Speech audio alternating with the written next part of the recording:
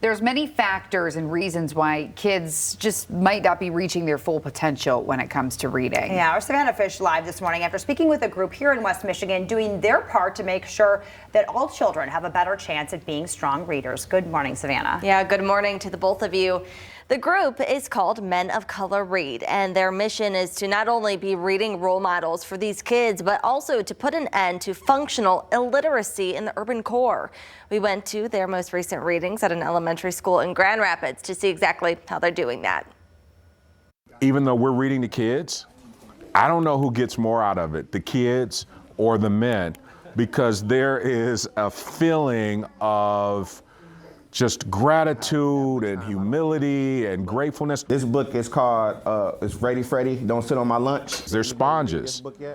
They look up at us and you think, man, I'm doing something right with my life in this moment. Next, there is no talking in the hall. We can likely all remember being read to as a child. Whether it was at school during story time or time spent with a parent or family member reading a bedtime story. And I remember literacy being very, something that was put in the forefront in my home, and maybe not everybody has the type of parent that I had, and so that's why I do it.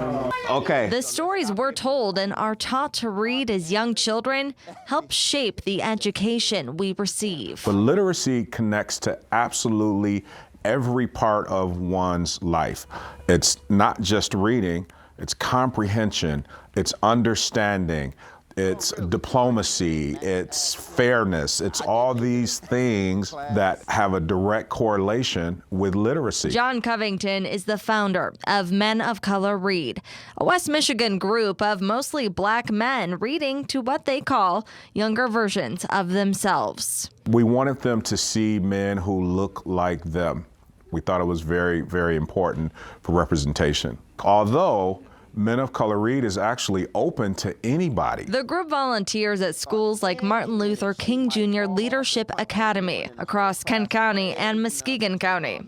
The hope is to combat statistics like this Michigan State University study, which stated in October of 2021, 13% of all black third graders had low enough reading scores for retainment. Meaning that they do not progress to the next grade.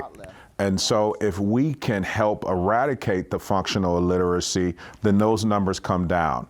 That decreases that percentage. 13%, according to one study, that's too many kids who are eligible to be retained. Did you guys enjoy it? So one story at a time, John and members of Men of Color Read hope kids will see themselves and be inspired to reach their own reading potential and inspire the community to do their part too. I wish the need wasn't there, but it is. And so from that standpoint, it feels great to know that we can be of service to our community. We all live in the community together, and it takes all of us in the community to be better. And while their name is Men of Color Read, anybody, men or women, can volunteer to read with their group. Their next event is actually tomorrow at Edgewood Elementary School in Muskegon Heights, but they do hope to expand their reach to different West Michigan communities in the near future and even other cities across the entire country.